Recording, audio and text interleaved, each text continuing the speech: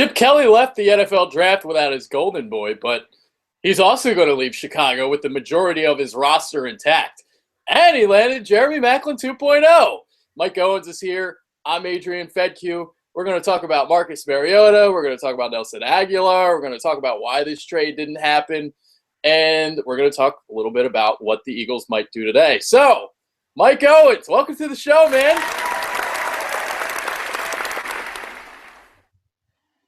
Thank you. Thank you for the warm applause there, Adrian. I appreciate it. Finally, we got through the first day of the draft, and guess what? Marcus Mariota isn't an Eagle. Shocking. They've been talking about months on sports radio about Marcus Mariota and what the Eagles could do to get him. But in the end, the price was too steep, and Chip Kelly decided it was better off to keep guys like Cox and Kendricks on the roster and instead use their 20th pick and draft someone to replace Maclin. All right, let's get into that right away. Let's talk about some of the quotes he had. I'll tell you what, I loved his his little saying where he went, we're driving around in the neighborhood, we're looking at houses, and we never even got out of the car. The price was just too steep. Yeah, I think that's pretty much what happened. They went by, they saw the Mariota house with the Titans flag hanging outside. But Chip Kelly, he didn't have enough firepower to go out there and steal a flag and make it an Eagles flag. So he decided that he would drive off with his smoothies with Kendricks and Cox and even Boykins in the back seat and head back to the NovaCare complex. And, we won't know for sure if these players were actually involved in this reported deal that the Eagles had offered. Kelly, obviously, he's not going to say if his players were involved in a deal. But really what it came down to was the Titans wanted Mariota. And for them to give up that number 2 pick, the Eagles were pretty much going to have to give away their whole team. And that whole team might not have been enough. It seems like the Titans were infatuated with Mariota. Along the draft process, they fell in love with him, and they took him with the number 2 pick. There was nothing anyone could do, apparently, to stray them away from there. So there are also reports that Chip Kelly was actually still trying to move up to number 1, hours before the draft, because it seemed like that's how steep that price tag was. So, that Mariota's going to Tennessee. We're just going to have to deal with it. And I'll tell you what, we'll get back to, the reported trade in a second. But how did you feel when Mariota was actually drafted? Because I had like a weird type of feeling. A part of me was like a little bit heartbroken, but at the same time, I was very, very relieved too. Because if you see what that reported trade was, you'd understand why we're, a little bit relieved when the Mariota was actually taken. Yeah, well, I was relieved. I was happy for Mariota. I like the guy, and I'm glad that, he went number 2. And, that's pretty impressive for a quarterback there. He's coming out of college. So, you just wish him the best of luck. The best thing was, too, he went to the AFC, so don't have to worry about him for a while since we already played the Titans last year. So, the big thing is we keep Kendricks and Cox. And really, that reported deal, the one thing that was why I couldn't get on board with it was the Fletcher Cox part. I really felt like if they would have got rid of Fletcher Cox, that defense, especially the defensive line, would have taken a huge hit. Because I think going forward, Fletcher Cox is really the cornerstone of that defense. The one game that I think about with Fletcher Cox is the Thanksgiving game against the Cowboys. Fletcher Cox has absolutely dominated that game. And when he's at his best, that's what he can do. He can really impact the game. So yeah, really relieved that they didn't have to, give up the farm to get Mariota. And in the end, if the trade would have happened and we would have given up all those picks and all those guys, I mean, who even knows if it would work out? Yeah, exactly. And, I want to say this right now. I don't think people realize how good Fletcher Cox is because I'm on Twitter. I'm going out. I'm calling him elite. And people are like, no, he's not elite. What the hell are you talking about? What the fuck are you talking about? He's not elite. And then they'll like give you sack numbers and like, dude, if the NFL is not all about sacks. I mean, this guy, the second half of the year last year, he played as good as any 3-4 defensive end in the NFL. And that includes J.J. Watt. So this guy is incredible, man. I mean, the way he stuffs the run, he gets in the backfield like every play, pressures the quarterback. This guy is outstanding, and I don't think people realize it yet. This guy took he was like, all right, he was above average to start last season, and he went up here. That's how good he was last season. And that's how it works in the NFL. That third year, that's when you take the leap. And Fletcher Cox took the leap last year. So, you look at what that reported trade was. Again, a part of me really, really wanted Mariota, but I realized, if you wanted to move up to number 2, you would have to give up a guy like Cox. But it didn't happen. We keep Cox, and, we keep the cornerstone of our defense. Yeah, and it's really not a stretch there to compare Fletcher Cox and J.J. Watt. Fletcher Cox is not far behind. He's really getting to that point. This was really a breakout season for Cox, and I really think that you're going to see him to continue to improve as the years goes along. But that's the thing, that's why the whole Cox part I just couldn't get over. And when people would call into the radio stations leading up to this draft and just throw Cox into the trade like it's nothing, just baffling. I mean, he's such a key player for this team. The Kendricks part, that was tough to get past too. But Kendricks, I could kind of get past because they did go out and get Kiko Alonso, and they recently signed Brandon Graham in the offseason to a new contract. So it was kind of easier to get over that part. But with Cox, really would have hurt the defensive line. And now we pretty much we keep that defense intact, which has been improved in the offseason. All right, now let's talk about this reported trade. Whether or not you believe Chip Kelly or not during his press conference last night, he stated, they never discussed players. Believe it, whatever. The trade proposal wasn't really too far off from what mine was in my mock draft the other night. The only thing I had wrong was I didn't have Boykin and I didn't have the extra third-round pick. But this was what it was. It was Fletcher Cox, Michael Kendricks, Brandon Boykin, Sam Bradford, 2 first-round picks, and a third-round pick. And reportedly, Tennessee said no to that. So I'll tell you what, that is a lot to give up for one player. And that's why I'm feeling a little bit relieved today because, holy shit, that is a bundle. Yeah. So, I mean, all you can say is that, Chip Kelly tried. I mean, he did his best, but in the end, the Titans wanted they wanted to keep that pick, and they wanted to pick Mariota. So there's really nothing the Eagles could do about it. And, like we've been saying all along here, if Mariota went number 1 or number 2, the Eagles were pretty much screwed, and there was going to be nothing they could do. If Mariota would have got to, say, pass number 5, then the Eagles would have had a realistic shot. But when it came down to it, they just didn't have a shot. And, Mariota fell. I mean, he didn't fall. We expected him to maybe fall a little bit, but he didn't. So the Eagles got screwed. Yeah, that's exactly what happened, We'll get to that in a second, too. I want to get back to Chip's press conference a little bit and what he said about, the Eagles didn't include potential, players in the deal. I'll say this right now. A part of me believes him, but a part of me doesn't because, if you know, you got to get back in the good graces of Michael Kendricks now, Fletcher Cox, all those guys that were reportedly involved in that deal. So if you're Chip, you know, whether it's true or not, of course you're going to say that to the public, you know. So you guys can believe what you guys want. You know, it's hard for me to believe a guy like Chip because the guy's always lying. So you can.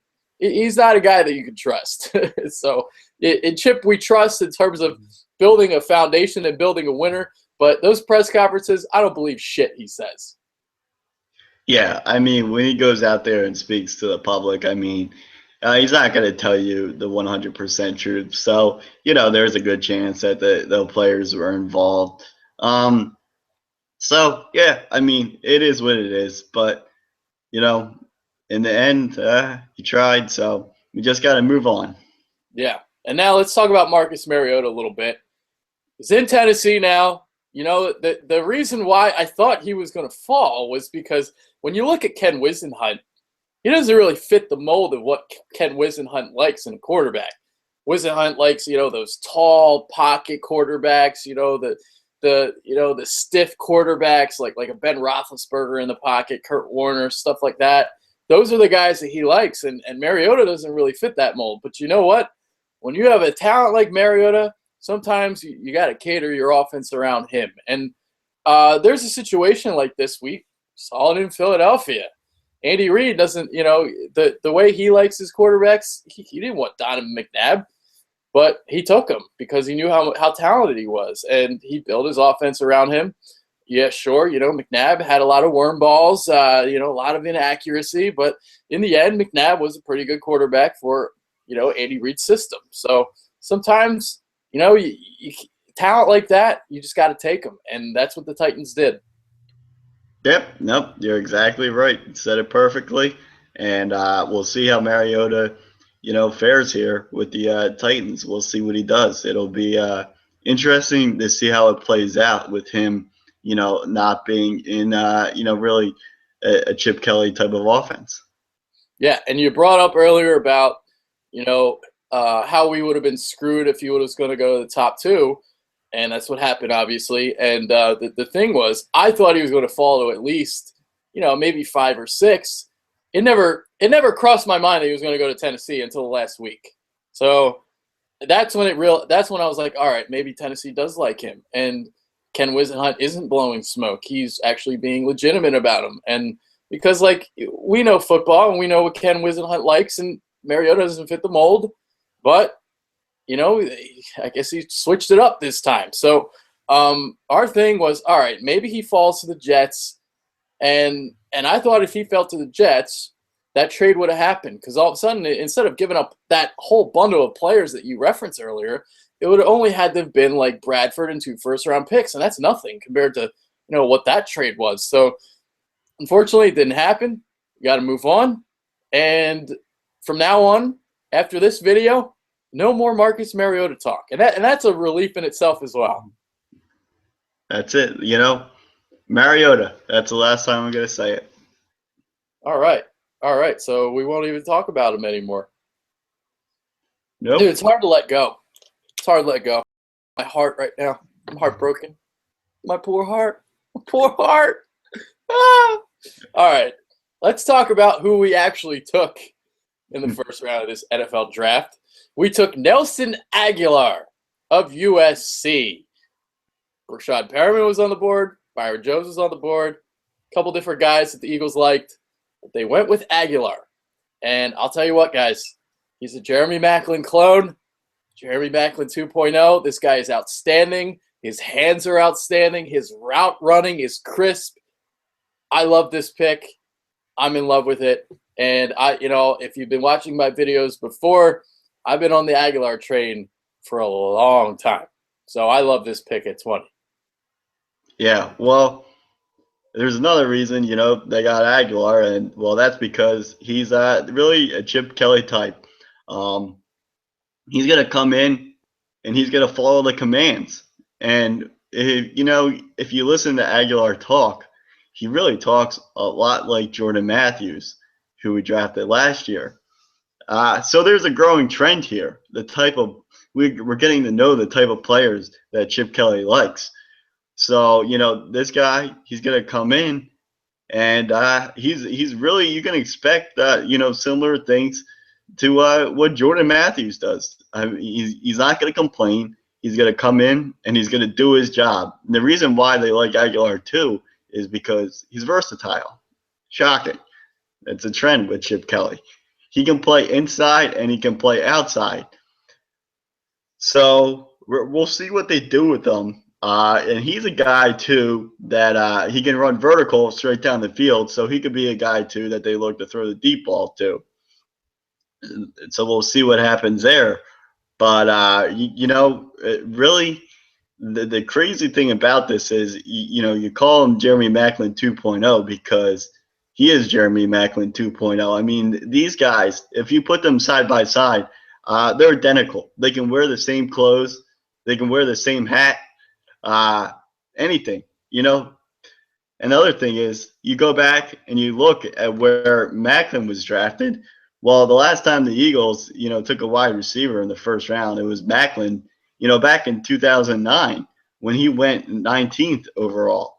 Well, Agholor went, 20th. So pretty crazy how identical these two guys are. Yeah, even the height and weight. Maclin 6 foot 198. Agholor 6'1", 198. Same exact player, guys. Same exact player. And we get him for cheaper. A lot cheaper. We'd have to spend $11 million on the guy. So we're going to get another Maclin. And I'll tell you what about Agholor again. He can run everything on the route tree. His routes are so fucking fantastic. I'm going to be blowing loads during Eagles games. I know it's going to, I've been sucking his dick for a long time. So I am so excited when that pick happened. Well, people are gonna probably say now, what why couldn't they wait? The wide receiver class you guys are talking about, how it's so deep. Why couldn't they wait to the second round to get a wide receiver? Well, what happened was the Eagles really felt like they couldn't pass up that 20th pick because they thought if they didn't take Agholor there, that they weren't going to be able to get him. And they probably wouldn't have because he probably would have went shortly after 20 there. So the Eagles had to, jump up and make that pick and get him. And, they did. They made the right call. Agholor, it was a safe pick. He's a guy that should be a solid player in the NFL. And if he's got the potential to, maybe be a star, but at the very least, he'll be a solid player. Just like I feel like Jordan Matthews will. Jordan Matthews is a nice, solid player, and I think they'll get the job done. So I think the Eagles made the right choice here. Yeah, to harp it on your point about, waiting until the second round, you would have had to trade up in the second round to get a good receiver because 6 of them went in the first round. And I think there's like 8 or 9 of them that are legitimate. And one of them wouldn't have been on the Eagles because Chip Kelly would not have taken Dorial Green-Beckham. He doesn't fit the Chip Kelly mold, the character concerns, all that. So you would have had the only guys left now are you got Devin Smith and you got Jalen Strong. Those guys are not making it to 52. So to all the people that, you wanted to wait until the second round, it wasn't going to happen. So you had to take Agholor now, and that's what they did. Now, the other thing was, I thought the pick was going to be Perriman because Perriman's the higher, rated receiver.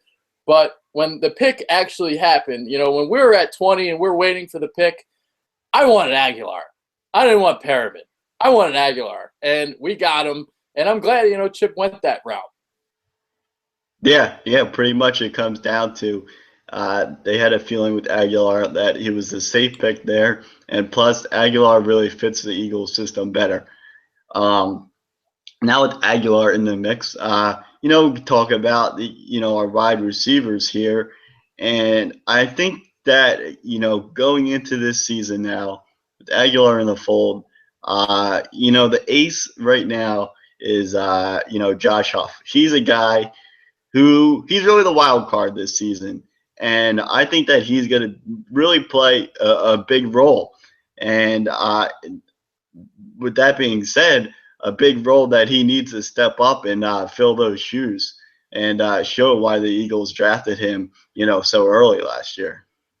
Yeah, now all of a sudden you look at this receiver class, it's pretty solid. You got Jordan Matthews, you got Nelson Agholor, you got, hopefully Josh Huff takes that next step, and the people, and the guys that, people almost forget about. You got Zach Ertz. He's going to be a receiving threat as well. So I look for him to take another leap forward because, the last month of the season, he got incorporated more into the offense, and he looked really good. So, Zach Ertz, watch out for him next year. Ertz so good, baby. Oh yeah, I love Ertz. I'm expecting a big thing from Ertz, but you look at this, and now Chip Kelly has come in, and he's got the wide receivers here that he wants. Gone, Deshaun Jackson, Jeremy Maclin, and Jason Avant. Now to replace those guys, you got Aguilar, you got Jordan Matthews, and you got Josh Huff. Yeah, so it's not to the same extent, obviously, of Deshaun Jackson or Jeremy Maclin. You're not getting those guys right now, but first 2 years, you got Matthews going to be in the second year. You got Aguilar as a rookie. These guys could turn out to be really, really good someday. And Chip might not even be done taking wide receivers in this draft. He might take another one. So I'm looking at maybe like a guy like Chris Conley later on in the draft, maybe third round, if he's still there. Yeah. So, it comes to the point like, why is Chip Kelly, drafting guys like, Jordan Matthews and Aguilar? And, well, the reason is because these guys don't drop the football. And, this Eagles team is going to be completely different this year. The offense is going to be a lot different. Especially with Sam Bradford, that quarterback, I think there's a reason why they went out, and now they have such a stacked backfield. You're really going to see them rely on the run a lot, and you're going to see a lot of short passes, quick routes, 15 yards, which Bradford is pretty good at as far as his accuracy, better than Foles in that standpoint. So they really want to have quick strike offense here, and the reason why they went out and got Murray is because he's a guy that's not going to lose yards on first down. He's going to be a straightforward runner, so they're going to rotate guys in and out, and I think it's going to be interesting. That's for sure. Yeah. Besides the gimmick, zone read concept, this is Oregon's offense now.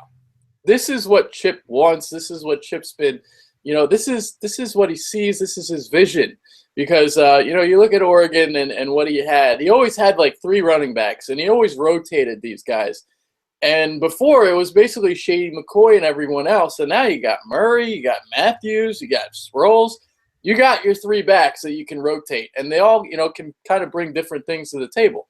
So this is more like what Chip wants. This is his vision. This is, what it's going to be. And we're going to see an Oregon kind of offense now. You're not going to cater to McCoy's strengths and all that. This is what Chip wants. He wants a downhill kind of guy and the one-cut runner and, stuff like that. And what you were saying before about positive yards, first down is the most important down. The first play of every drive is the most important play of Chip Kelly's possession because that's what starts and sets the rhythm and the tempo for the entire drive. You get 5 yards on first down, and you get that first down, you're zooming down the field. But so many times last season, I love McCoy. He's the best running back in the NFL. But you can't have no gains on first down. You can't have that. There were a lot of times where we would go 3 and out, 3 and out, 3 and out, defense back on the field. I don't think we're going to see that as much this year. Yeah, no, and you're exactly right. And when you look at this offense now, there's really no diva players on this offense, no star type of players in that sense. You've got guys that are in here right now. Even Zach Ertz was on WIP today, and he was saying how pretty much everybody on this team is bought into the system right now. And before, I don't think you could say that. You had guys like Deshaun Jackson And LaShawn McCoy, who were not fully bought into this system.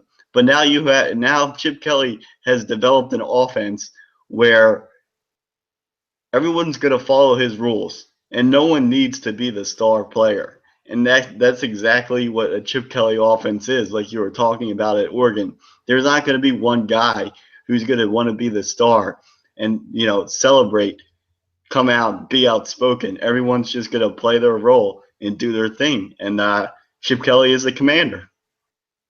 As The Rock always says, know your role and shut your mouth. Exactly. That's exactly what Chip Kelly says. Laying the smackdown on your candy ass. All right, so we talked about that. What our offense is going to look like, our receivers now. So let's talk about what the Eagles might do tonight. Second and third round action tonight, NFL draft. The guy that I kind of wanted is already gone. So Demarius Randall, I had never would have thought he was going to go first round. Well, he's gone. So he would have been a perfect fit for our defense.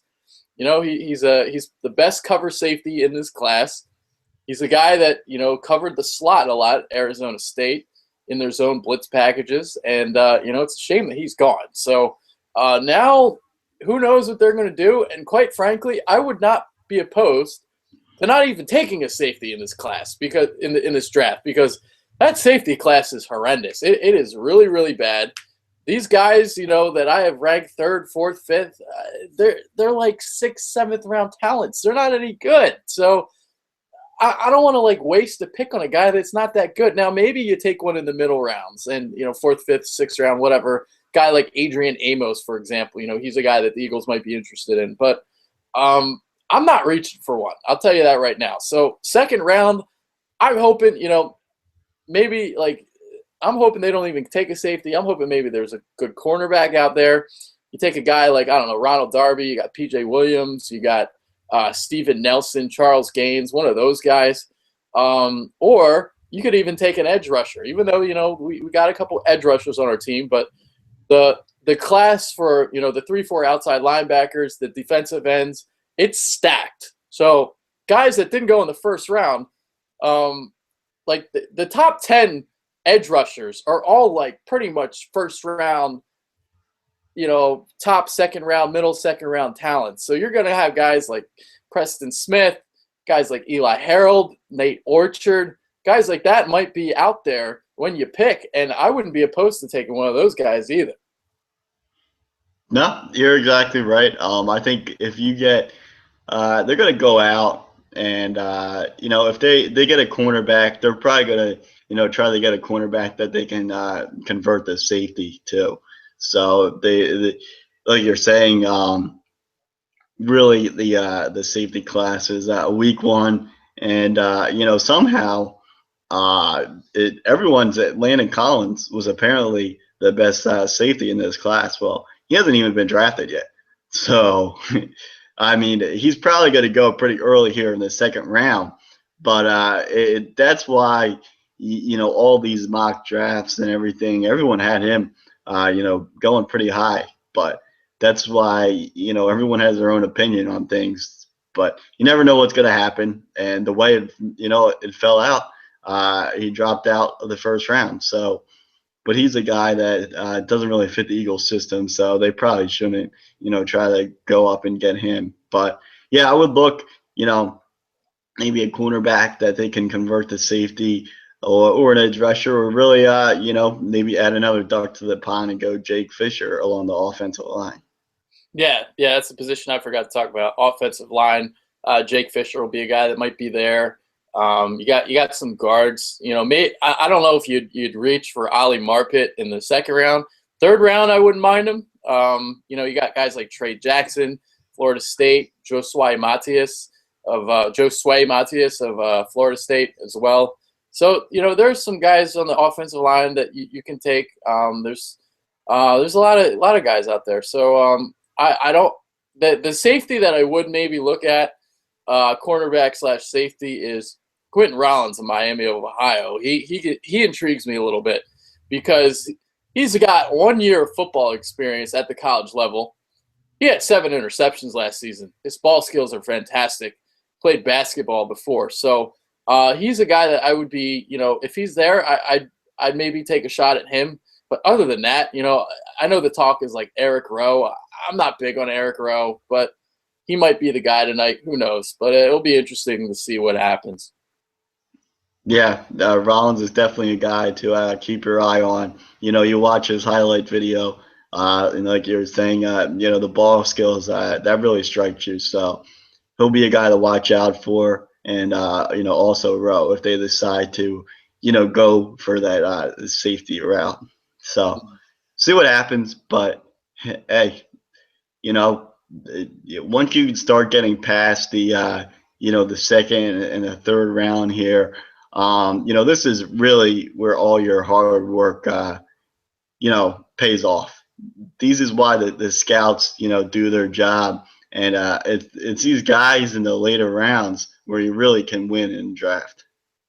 Yeah, if I was drafting, I'd probably go cornerback, second round, and then third round I'd go with either Ali Marpet if he's there. I think you'd be reaching for him in the third round, but I like him a lot, so I would go him third round, or maybe even Chris Conley, receiver from Georgia, just because he fits what Chip Kelly likes.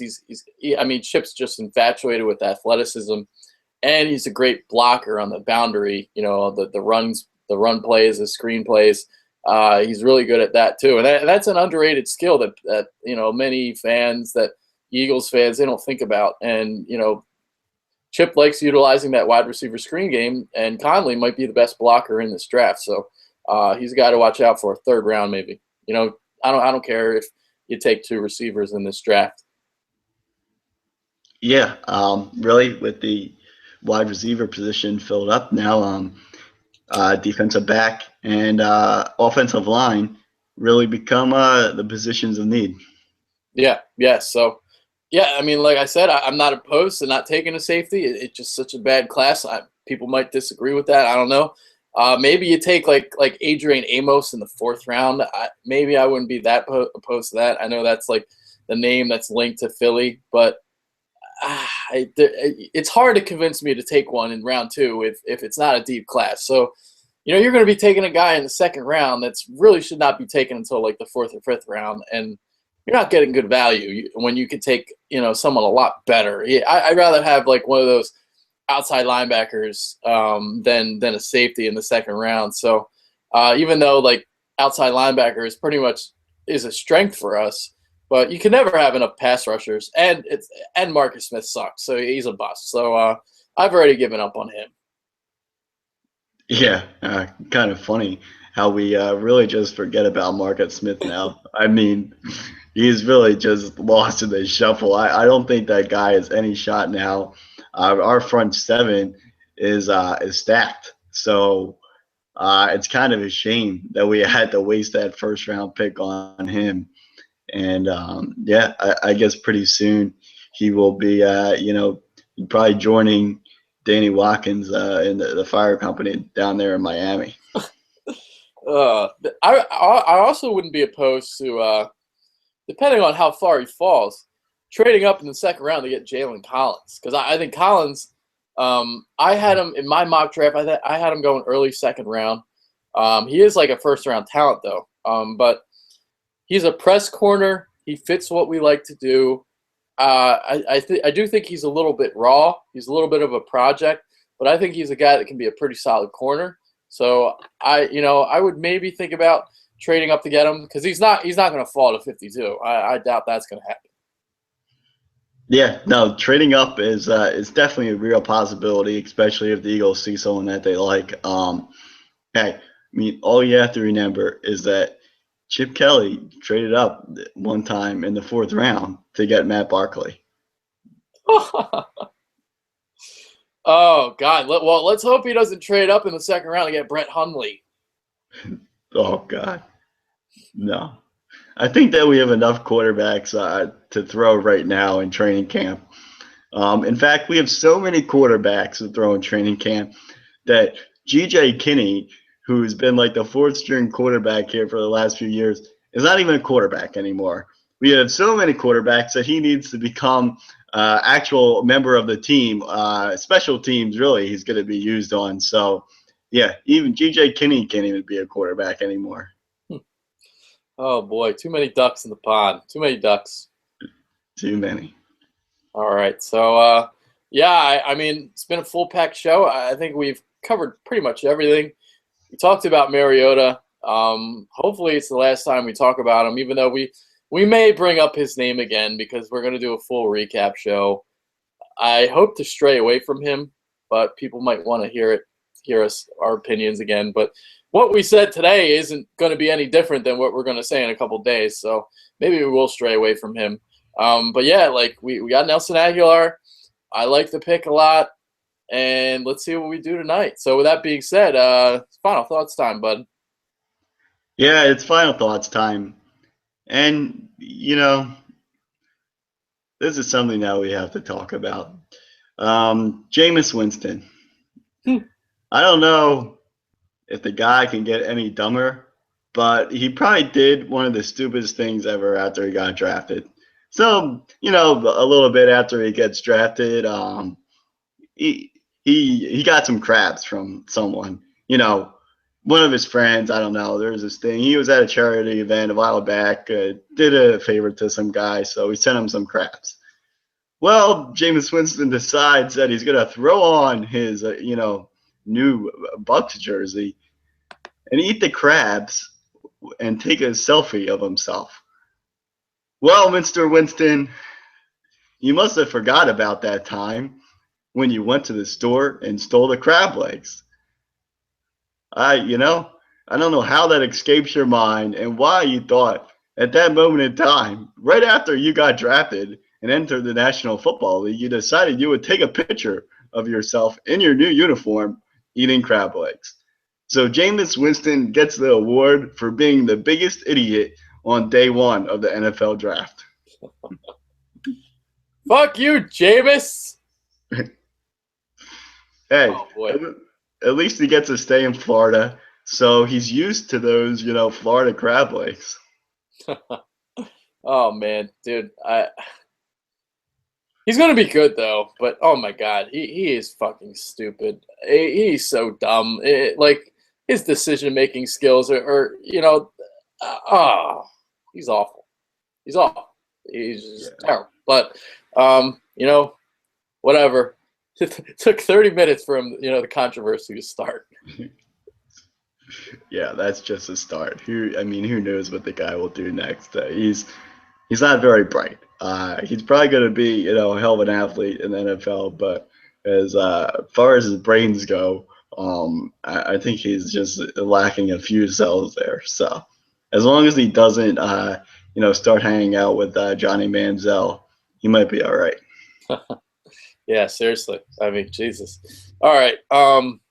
Yeah, we talked about everything today. I was going to talk about the rest of the first round, but we're already like 40 minutes in, and if we did start talking about the rest of the first round, we'd be talking for another 40 minutes. So, I guess maybe we'll stray away from that. So, yeah. With that being said, that's Mike Owens.